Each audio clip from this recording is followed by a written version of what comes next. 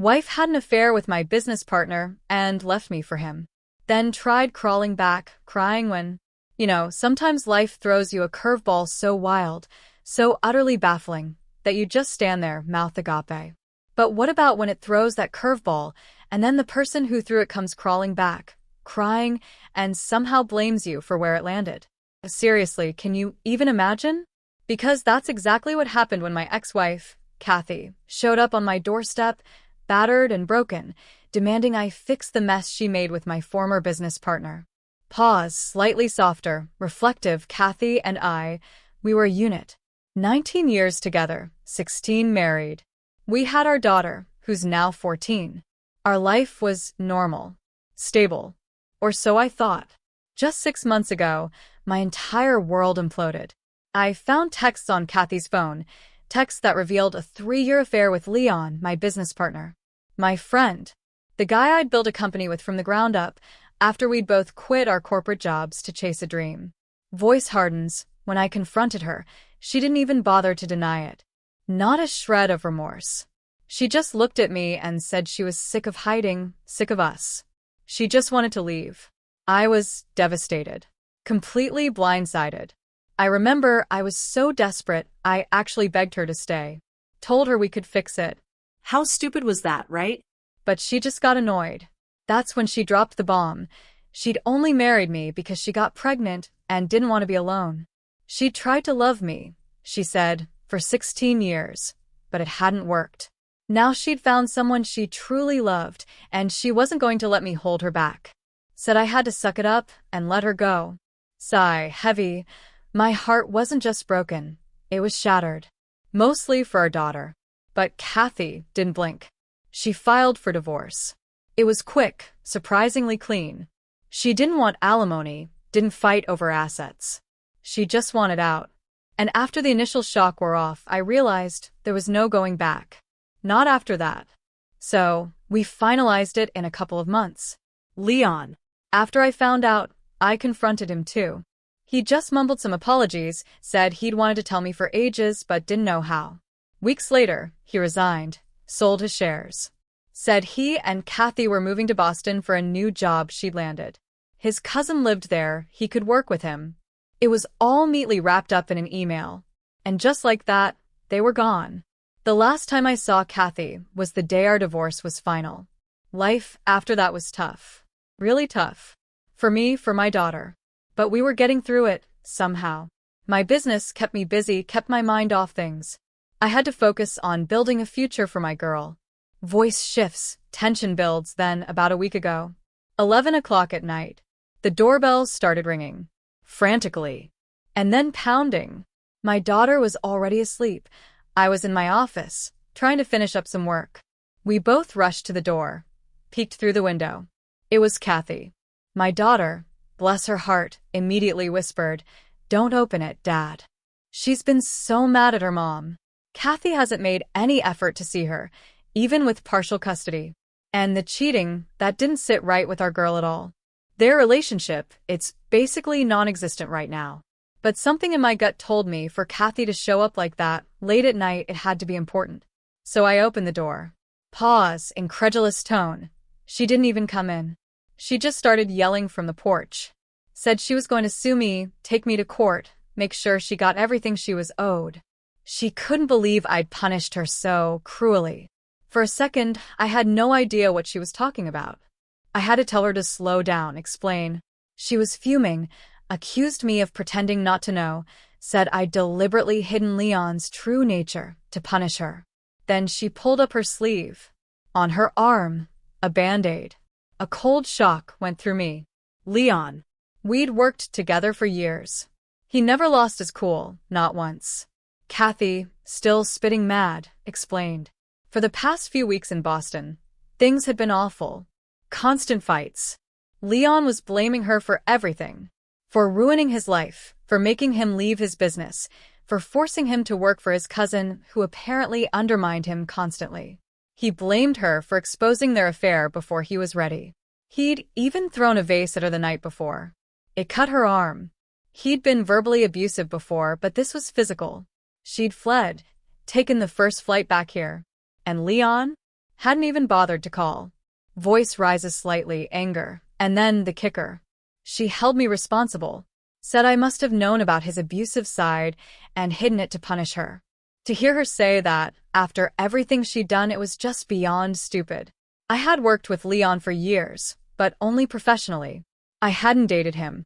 How the hell would I know about his private life, his potential for abuse? Her accusations that I'd purposely hidden something, they made no sense. I was beyond annoyed. I tried to explain I had no idea, that I was sorry this was happening to her, but ultimately it was her fault. She could threaten me with lawsuits all she wanted, but she knew this wasn't on me. She just kept arguing, insisting I knew, insisting she was going to fight for everything she hadn't taken during the divorce. Voice softens, filled with pride, and then, a small voice cut through the argument. My daughter. She'd been standing there the whole time, a silent witness. I'd almost forgotten she was there. But she'd had enough. Go away, she said to Kathy. I was stunned. Kathy was speechless too, for a moment, then she snapped, telling our daughter to shut up, to go to bed, that she wasn't old enough to understand. But my daughter refused. She stood her ground. You have no right to speak to my dad that way, she said, her voice shaking but firm, especially after everything you put him through. She called Kathy a selfish and heartless monster who just moved on while her dad was heartbroken. She reminded her mother that she hadn't even bothered to visit her own daughter, too busy with Leon and her new life. Voice fills with emotion. My 14-year-old girl. She told Kathy she'd failed as a wife, and she'd failed as a mother. Said Kathy had no business acting like the victim in a situation she created. Kathy was utterly silent. Speechless. My daughter, she looked her mother dead in the eye and said, now that you've left and you're with Leon, you'll just have to deal with whatever you're going through on your own. We're not your family anymore. You dug your grave. Now you lie in it. And then, she slammed the door. Right in Kathy's face. My daughter, my brave, incredible daughter. I could hear Kathy crying outside, but I didn't move. I didn't check. What was there to say?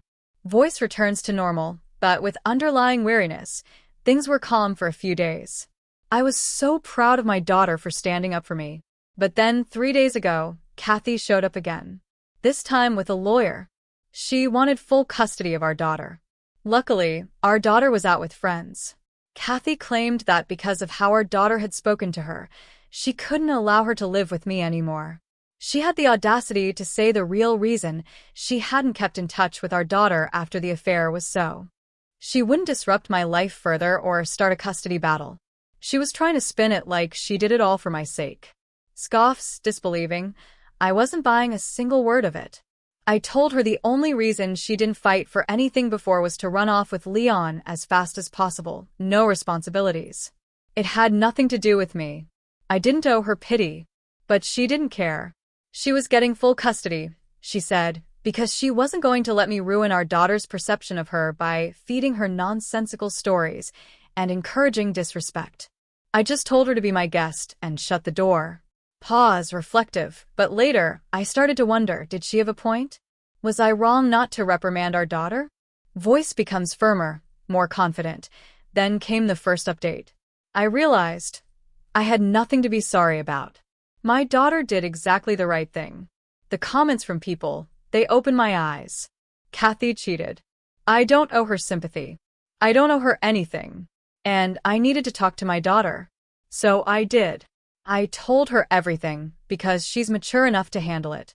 It breaks my heart she had to grow up so fast, but at least now we can prepare.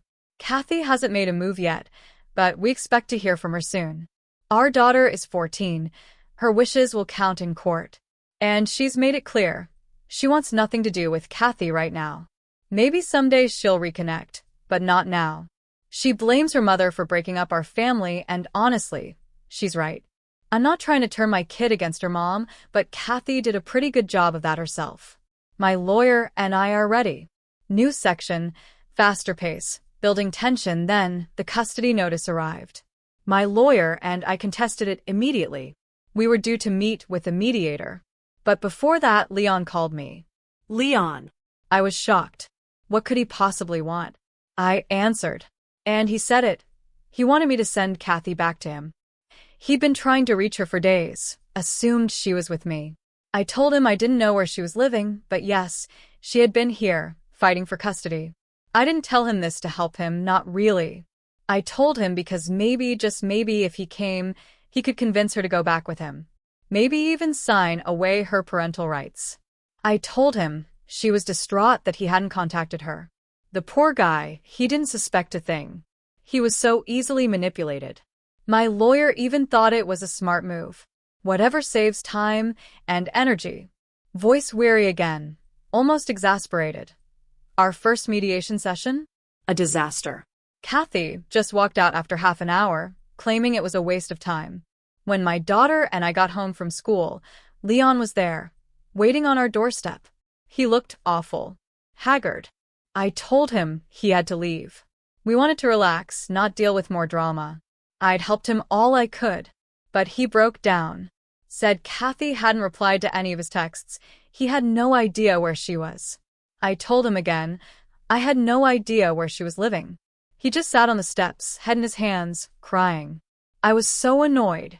This guy, this man who had ruined my life, with my wife, was now crying to me to help him find her? I sent my daughter inside. Then I told Leon he had to go. I was done with both of them. For good measure, I gave him Kathy's parents' contact info. Get in touch with them, I said, but you leave us alone. You and Kathy, you ruined my life. I don't want to see you around here, ever again. He tried to apologize, mumbled something about falling in love and not being able to help it. I just didn't want to hear it. And he left. Voice trailing off, then a slight shift to resolve. I was so exhausted, so confused. Numb mostly. I just wanted it all to end. I actually hoped, for a brief moment, that Leon and Kathy would sort things out, if only so they'd finally leave my daughter and me alone. Last update, tone is more resolved, almost a hint of satisfaction. And then, update 4. Kathy terminated mediation. Said she wanted to go to court. We all knew that wouldn't end well for her. A couple of hours later, she showed up with Leon. They must have patched things up. My daughter was sick, so I didn't invite them in. Told them to meet me at a nearby cafe. My mom came over to watch my daughter, and I headed out. Slightly smug, firm tone. At the cafe, they started with apologies. Again, I cut them off.